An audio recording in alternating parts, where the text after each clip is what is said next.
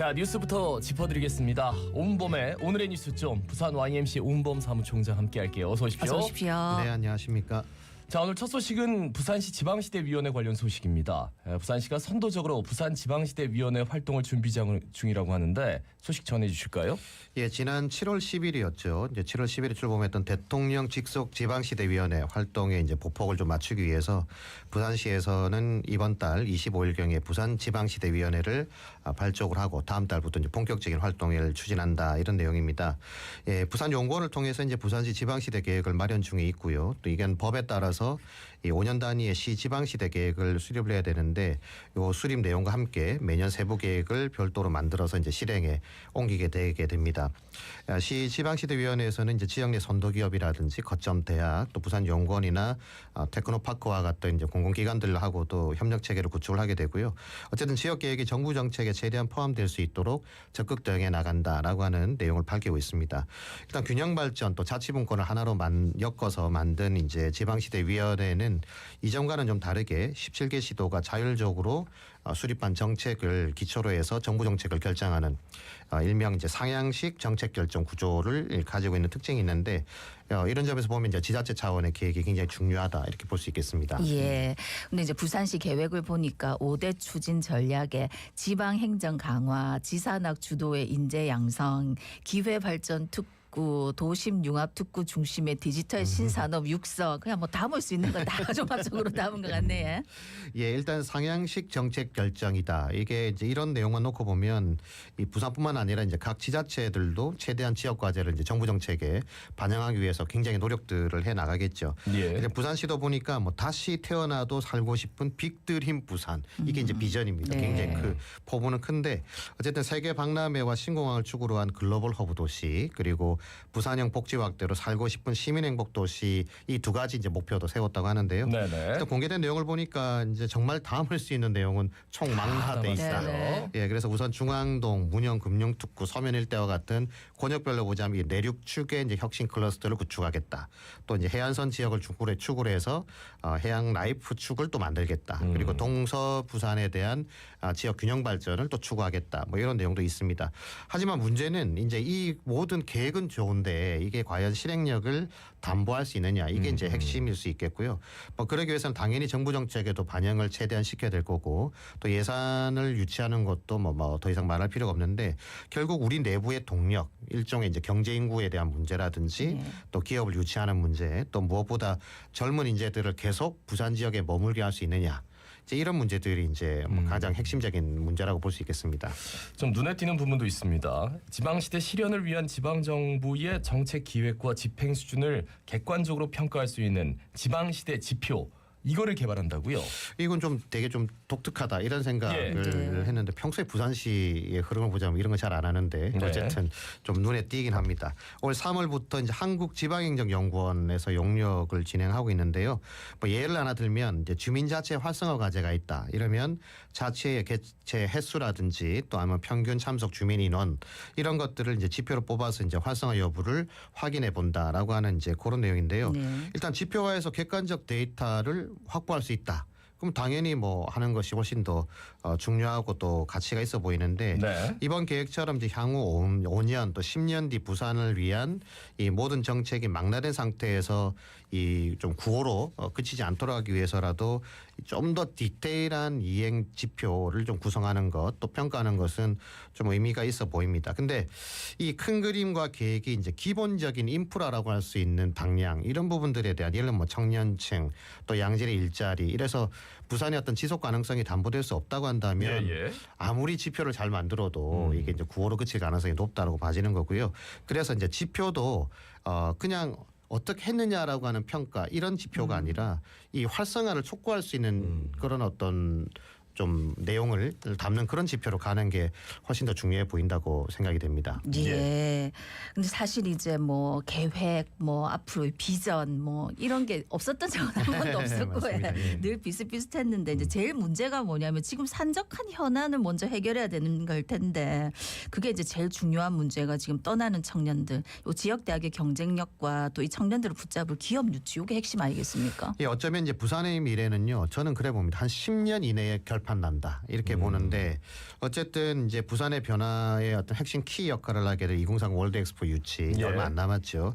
또 신공항 조기 개항과 함께 물류도시 부산을 실현하는 것, 또 도심 내 공간 혁신과 이제 공공기관 추가 이전 여부, 또 지역 산업 혁신 기회 이런 부분들을 어떻게 살려나가냐가 이제 제일 중요하죠. 기회는 있습니다. 제2 센텀 지구와 같이 이제 첨단 어떤 산업 지구를 만드는 문제라든지 네. 네네. 또 봄천동의 차량 기지창 이전에 대한 대비, 또 산업은행 이전 실현을 통해서 이제 기업 발전의 어떤 동력 이런 걸 잘 만들어낸다 그러면 부산이 분명히 기회는 한 번은 온다 예, 예. 이렇게 봐지는데, 하지만 문제는 이제 거기까지 가려고 해도 시간이 꽤 좀 필요하지 않습니까? 네. 이게 안정되려고 하면 그러면 이 수년의 시간 동안 과연 젊은 인재들이 계속 부산에 머물 수 있느냐?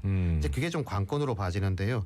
어쨌든 새로운 도약의 틀이 구축되는 시점까지 지금처럼 지속적으로 젊은 인구가 역외 유출이 된다. 그러면 다시 불러들이면 되지 않나? 부산이 좀 발전하면. 근데 그 말처럼 쉬운 게 아니지 네네. 않습니까? 그러다 보니까 이게 이 기간 동안에 우리의 동력을 얼마만큼 잘 유지시킬 수 있느냐, 이것도 중요한 과제라고 봐집니다. 네. 근데 이런 상황에서 부산시의 청년 정책이 현실에 맞지 않는 방향으로 가고 있다. 이런 지적이 나왔다고요. 어떤 내용입니까? 예, 시의 김영철 의원이 분석한 내용인데요. 이제 부산시의 청년 정책 예산이 보니까 2021년도에 73개 사업에 825억 원 규모가 지난해는 121개에 1,959억 원, 그리고 올해는 121개 사업이 2,233억 원까지 굉장히 큰 폭으로 늘었습니다. 예, 예. 지난 3년간 5,018억 원 이제 투입이 된 셈인데요. 이런 양적 성장에 비해서 이제 질적인 부분에 대해서는 개선점이 좀 많다, 이런 지적이 나오고 있습니다. 올해 사업비 2,233억 5천만 원 중에 약 34.7%에 해당하는 776억 원 정도는 주거 분야에 이제 투입이 되고 있고, 그 외 교육에 476억 원, 복지 문화에 501억 원, 그리고 일자리는 이제 441억 원이 이제 투자가 된 걸로 나타났는데요. 이런 투자 비율을 정한 거는 뭐 나름 부산시의 이제 이유는 있겠습니다만, 예, 예. 이 청년들의 욕구와는 좀 다른 점이 있다, 이런 지적도 나오고 있는 거거든요. 부산시가 지난해 조사했던 부산 청년 패널 조사에서 강화해야 될 분야가 뭐냐라고 보니까 소득 지원과 고용 지원이었어요. 네. 그러니까 일자리 문제인 거죠. 일자리 문제인데, 근데 이제 일자리 투자비가 지금 전체 큰 목에서 보면 굉장히 제일 낮다라고 하는 것은 조금 고민이 좀 필요한 지점이 아닌가 이렇게 생각이 됩니다. 예, 그러니까 주거에 제일 큰 돈을 썼다고 했는데 이제 네. 일자리가 있어야지 그렇죠. 주거가 네. 예, 필요한 건데 결국 이제 좋은 일자리하고 청년들이 경제적 독립을 위한 이 정책 강화가 좀 필요해 보이네요. 사실 이제 일자리 정책에 대한 비판도 좀 있었는데요. 이제 각 정책의 이 세부 사업에 대한 성과 관리가 좀 필요하다, 이런 예, 얘기들이 예. 나오고 있습니다. 사실 이제 부산시 같은 데서 이제 기금이든 예산을 지원하려고 하면 사실 요즘처럼 세수가 적을 때는 특히나 이제 고민 지점이 아마 네. 굉장히 많을 걸로는 뭐 인정이 되는 부분이 있는데, 네네. 예를 들어서 이제 이런 부분이 있습니다. 미취업 청년들에게 연 300만 원을 지원을 해서 뭐 취업의 어떤 지원 프로그램을 진행을 한다. 그러면 가장 좋은 지표가 취업률 아니겠습니까? 네. 그러니까 취업률이 그렇죠. 높은 건데, 근데 이 취업에 대한 질적 평가는 사실상 어렵다는 거죠. 그러니까 취업을 했냐 안 했냐, 네네. 4대 보험이 되는 기업에 갔냐 안 갔냐, 이런 걸로 판단하다 보니까 질 좋은 일자리야, 이 판단이 좀 쉽지 않다는 거고요. 또 무엇보다도 이제 그럼 이 지원 사업에 포함된 청년들이 있을 거고, 또 이제 반대로 이 사업에 참여하지 않은 청년들의 취업률도 있을 거 아니에요. 네. 그러니까 네, 취업률이 네. 뭐 24점 몇 프로든가 이래 되는데, 그러면 이게 서로 비교 평가가 네, 가능해야 네. 이 사업의 효율성이 있다, 이 판단이 되는데, 그런 평가가 지금 안 되고 있다라고 하는 거죠. 그러다 보니까 그냥 단순히 취업률이 얼마다 이런 정도로만 지표가 나오다 보니까 이게 좀 이 성과 관리가 잘 안 되는 네, 내용적으로 네. 부족하다, 이런 뭐 비판은 뭐 당연히 나올 수 있는 내용이 아닐까 생각됩니다. 그러니까 이런 거지 지표를 조사할 때도 이 사업에 참여한 청년들한테 조사를 하니까 그렇죠. 만족도도 높게 그래요. 나오고 당연히 이런 평가가 그렇게, 나올 그렇게 수밖에 되겠죠. 없겠네요. 예. 예. 근데 항상 참 의문점이 많습니다. 예, 그리고 뭘 해도 늘 한계점이 있는 것 같기도 하고, 뭔가 좀 획기적인 방향이 늘 나오긴 하는데 거기까지 골든 타임도 상당히 좀 걸려 보이고. 그렇죠. 예, 맞습니다. 다음 소식, 부산시 금고 유치 관련 내용입니다. 내년 그 시금고 선정을 앞두고 기초지자체 금고 유치전이 시작되고 있는데 상당히 치열한 경쟁이 벌써부터 시작되고 있다고요? 예, 연간 한 15조 원 정도 되니까요. 이제 부산시 예산이 이 예치가 가능한 이 시금고은행 지정은 어떻게 보면 이제 시중은행들과 이제 지역은행에서는 굉장히 중요한 이제 유치전이 되게 되는 건데, 예. 그에 앞서서 이제 동래구를 시작으로 해서 구군의 이제 금고에 대한 공모도 지금 활발하게 진행이 되고 있습니다. 최근 이제 동래구가 이제 금고를 공모를 했는데 일단 부산은행이 주금고가 됐고요. 그다음 농협이 이제 그 부금고로 단독 입찰을 했습니다. 이제 네. 아무래도 구군은 이제 예산이 크지 않다 보니까 한 5천억, 6천억 요 정도 규모가 되다 보니까 시중은행이 이제 바로 뛰어들기에는 좀 한계는 있어 보이는데 뭐 그래도 이제 이 부분도 좀 중요한 부분들이죠. 네. 그래서 이제 금정구, 연제구도 올해 안에 이제 새롭게 금고 지정을 하게 되고 부산시와 교육청을 비롯한 10개의 구군 등의 금고 계약이 내년까지 이제 만료가 되니까 절반 이상이 이제 바뀌게 되는 거죠. 그래서 예, 예. 굉장히 치열한 이제 경쟁들이 벌어지고 있는데 일단 뭐 아까 말씀드린 것처럼 구군금고는 시중은행들 관심이 좀 적다 하더라도 또 시나 또 교육청은 전혀 다르지 않습니까? 네네. 예, 그리고 예. 최근에 부산시의회에서도 이제 부산은행의 계속된 주금고 은행에 이제 선정되면서 사회 공헌이 좀 부족하다 이런 비판들을 좀 하고 있는 상황이고 교육청 역시 최근 이제 경쟁을 통한 입찰을 도입하겠다 본격적으로 여러 가지 이제 조건들을 걸겠다 이렇게 해서 아마 좀 치열한 시중은행들과 부산 지역은행의 어떤 경쟁이 좀 일어날 걸로 보입니다. 예, 이제 시금고가 되면은 지역 대표 은행이 되는 네. 건데 지금까지 사실은 이제 부산은행이 주금고 네네. 역할을 많이 사실상 해왔습니다. 그런데 앞서 말씀하신 대로 그런 거에 비해서 지역 사회 내에서 역할이 좀 작지 않나 하는 비판도 있지요. 사실 부산은행 입장에서는 되게 억울할 거예요. 네네. 최대의 사회 이만큼 공헌을 했는데. 하고 있는데 뭘 얼마나 더 이런 예. 생각이 들 건 네네. 같은데 그래도 이제 부산은행에서도 이제 내년도에 이제 시금고 유치를 위해서 지금 홍보팀 인원도 대폭 늘리고 있고 또 지역에 대한 소통 방식도 변화를 좀 주기 위한 노력들을 하고 있다 이런 내용도 나오고 있습니다. 또 이전 계획을 가진 이제 산업은행과 또 부산형 혁신 상업타운 조성에도 참여하는 등의 이제 다양한 노력들을 기울이고 있는데요. 일단 부산 최대 지역사회 공헌을 하는 기업임에도 불구하고 왜 시의회나 또 일부에서 비판의 목소리가 나오냐 이걸 분석해 보면 사실 정말 많은 지원을 함에도 불구하고 네네. 대표 상품이 없어요. 그러니까 이제 뭔가 상징할 수 있는 어떤 혁신적인 아니면 어떤 지역사회에 아주 지역에 광범위하게 이렇게 폭넓게 할 수 있는 그런 부분들이 조금 부족한 부분들이 영향을 미치고 있지 않나 이런 생각이 드는데요. 일단 그런 부분에서 이제 시중은행들이 빈틈을 노릴 가능성이 있다 이렇게 보는 거고 근데 이제 현실적으로 보면 사실 시금고를 노리기에는 좀 그렇지만 부금고도 적지 않으니까 여기 아마 이제 집중할 가능성 높다 이런 분석도 나오고 있습니다.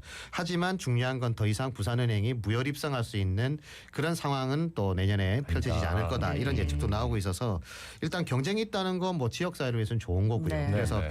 앞으로 좀 이런 부분들이 어떻게 전개될지도 좀 유심히 지켜볼 필요가 있겠습니다. 예.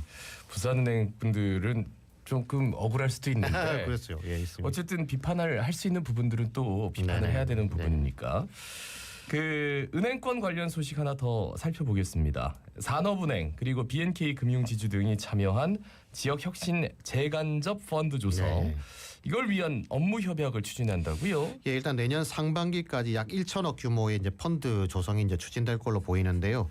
부산시가 약 50억 원, 그리고 산업은행이 500억 원을 투자해서 1천억 규모의 모펀드를 우선 마련한다라고 하는 소식입니다. 올 연말까지 이제 설계와 조성을 마치게 되고요. 내년부터 본격적인 투자에 나선다고 하는데 일단 투자 대상은 부산에 있는 혁신 중소벤처기업을 대상으로 해서 이제 지역 기업을 추천해서 지역 내에 재투자되는 이런 이제 선순환 구조를 만든다라고 하는 목표를 가지고 있습니다. 예. 일단 핵심은요. 이제 본사의 부산 이전을 추진하고 있는 산업은행이 일단 중심이 되어서 모펀드를 조성을 하고 또 다른 금융권의 협력을 유도하고 있다고 하는 것이 굉장히 좀 인상 깊게 보여지는데 네. 실제 현장에서도 보니까 이제 산업은행의 동남권 투자금융센터가 신설되고 난 다음에 확연하게 달라지고 있다. 이제 이런 뭐 소식 계속 알려지고 있는데 이제 이랬을 때 이제 가장 중요한 게 사는법이 빨리 이번 정기국회 안에 좀 그러니까요. 개정이 되어서 만약에 본사가 이전한다면 지금보다도 훨씬 더 많은 지역사회 어떤 발전을 위한 네. 이제 뿌리가 되지 않겠나. 그래서 좀 우리가 좀 빨리 통과되도록 압력을 좀 행사를 해야 될 것 같습니다. 네. 알겠습니다. 여기까지 오늘 말씀 잘 들었습니다. 네, 감사합니다. 고맙습니다. 네, 지금까지 부산 YMC 온범 사무총장이었습니다.